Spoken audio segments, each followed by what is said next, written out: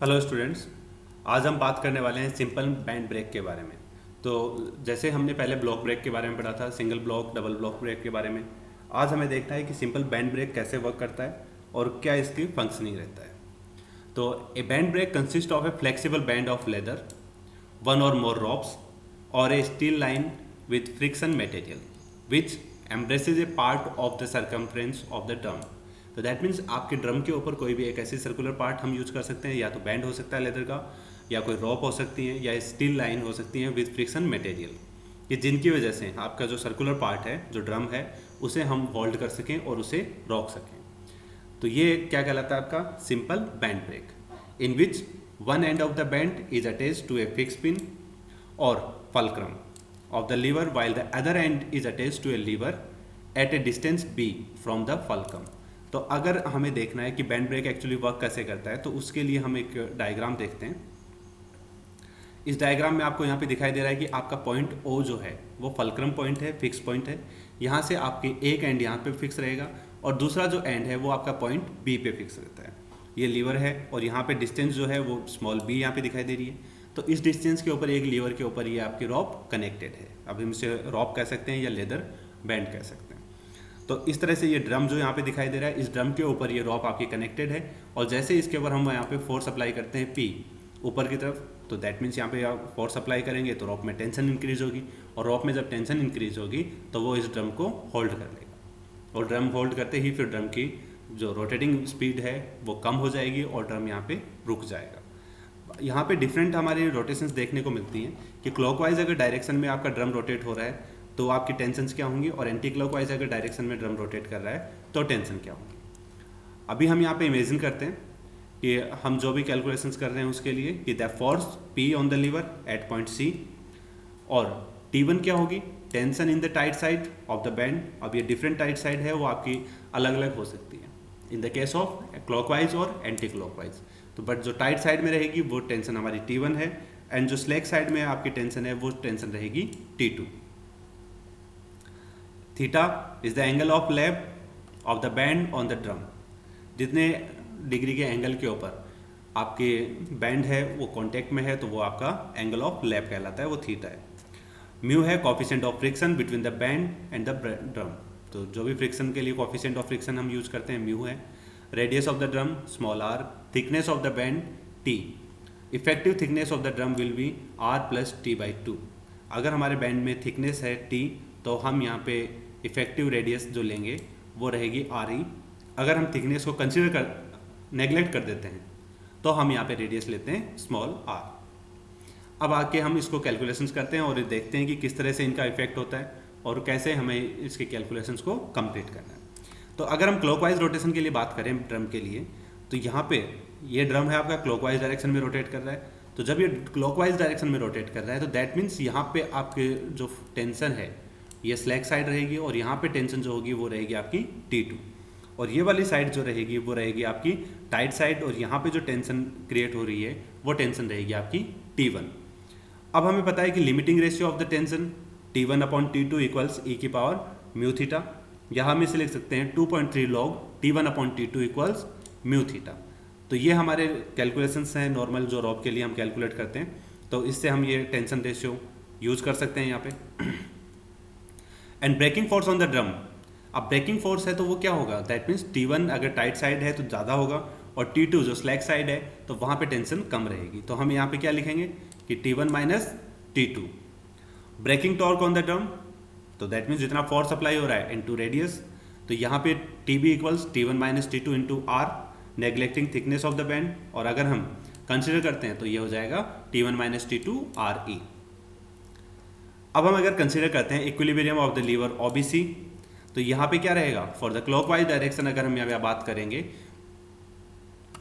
तो इस कंडीशन के लिए दैट मीन्स आपका T2 है वो तो आपके फल्क्रम पॉइंट से ही जा रहा है, तो T1 जो है उसके लिए क्या रहेगा आपका B डिस्टेंस है, तो दैट मीन्स और डायरेक्शन अगर आप यहाँ पे देखोगे P की डायरेक्शन क्या है क्लॉकवाइज, एंटी क्लॉकवाइज सॉरी, तो T1 है वो उसको एंटी क्लॉकवाइज डायरेक्शन में रोकने की कोशिश करेगा। तो ये हो जाएगा P into L equals T1 into B। तो यहाँ पे हम देख सकते हैं कि P into L equals T1 into B for the clockwise rotations of the drum. अगर यही रोटेशन एंटी क्लॉकवाइज होता है तो एंटी क्लॉकवाइज में क्या रहेगा, यहाँ पे आपकी जो टेंशन है वो T2 अप्लाई होगी और T1 जो है वो फलक्रम पॉइंट से जा रहा है, तो दैट मीन्स यहाँ पे तो आपकी मोमेंट इसका जीरो होगा ड्यू टू द T1। और अब जो डायरेक्शन है उसके ऊपर इफेक्ट किसका आएगा, T2 का, तो T2 into B equals P into L. तो इस केस में आपकी वैल्यू हो जाएगी P into L equals T2 into B.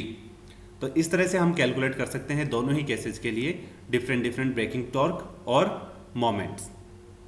अब इन इक्वेशन को अगर हम यूज़ करेंगे तो इन इक्वेशन को यूज़ करने के बाद हम आराम से इजीली ब्रेकिंग टॉर्क भी कैलकुलेट कर सकते हैं और T1 और T2 की वैल्यूज़ अगर हमारे पास गिवन है तो बाकी वैल्यूज़ भी हम यहाँ पे कैलकुलेट कर सकते हैं।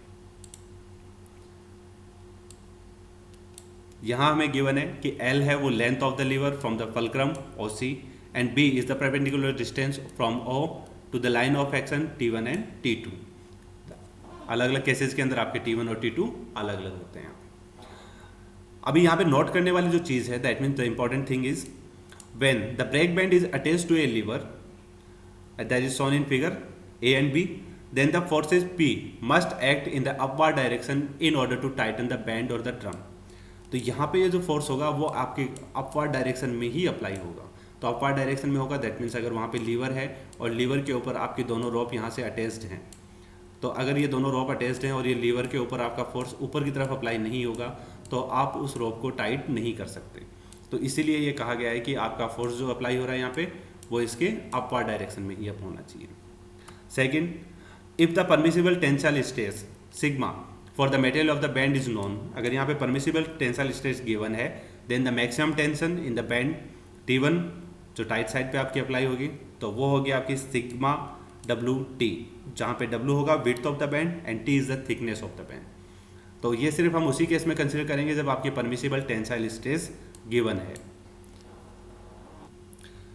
बाकी हम एक न्यूमेरिकल प्रॉब्लम है उसे अगर हम सॉल्व करते हैं तो ज़्यादा से अच्छे से क्लियर कर पाएंगे इस टॉपिक को। तो अभी देखते हैं क्या है यहाँ पे।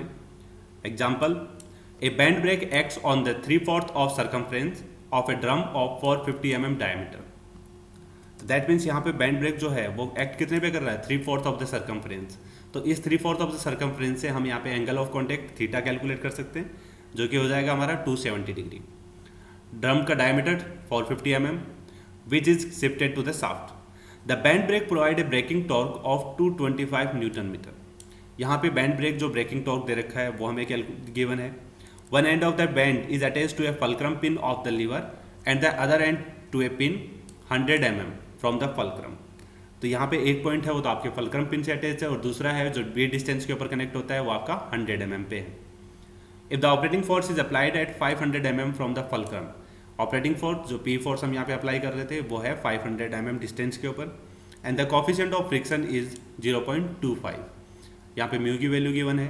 Find the operating force when the drum rotate in the anti clockwise direction and clockwise direction. तो दोनों ही केसेस में हमें यहाँ पे ब्रेकिंग टॉर्क कैलकुलेट करना है, ऑपरेटिंग फोर्स सॉरी।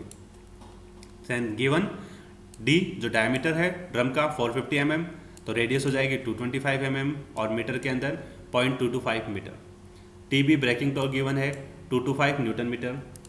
OB जो डिस्टेंस है 100 mm, तो ये हो जाएगी 0.1 metre.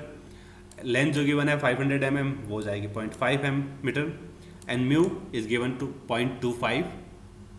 Late P is the operating force जो हमें कैलकुलेट करना है। तो जब आपका ब्रेक है वो एंटी क्लॉकवाइज डायरेक्शन में अगर रोटेट हो रहा है, तो एंटी क्लॉकवाइज डायरेक्शन में रोटेट हो रहा है तो उस केस में हमें कैलकुलेट करना होगा। तो इसके लिए थीटा की वैल्यू जरूरत पड़ेगी।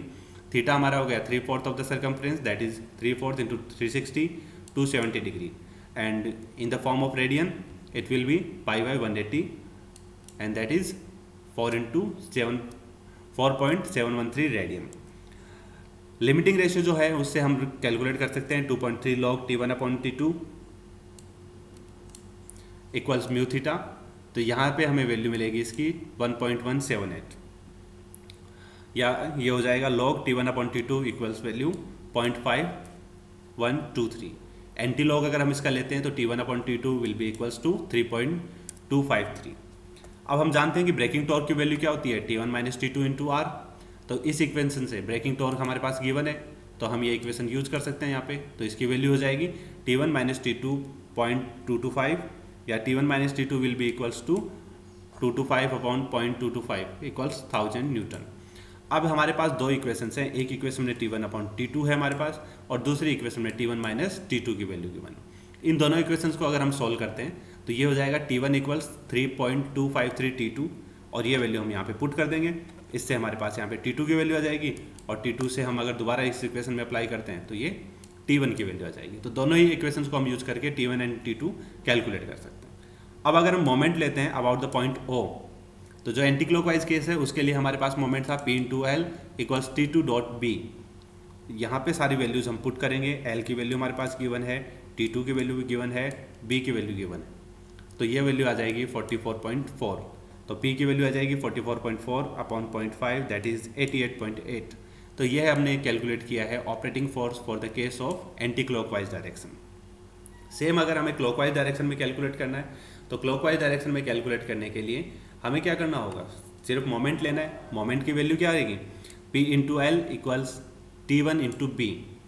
तो यहाँ पे T2 की जगह क्या हो जाएगा T1, तो वही वैल्यू हम यहाँ पे पुट करेंगे। T1 की वैल्यू पुट करते ही हमें जो आंसर है वो यहाँ पे मिल जाएगा, और P की वैल्यू आ जाएगी 288.8 न्यूटन।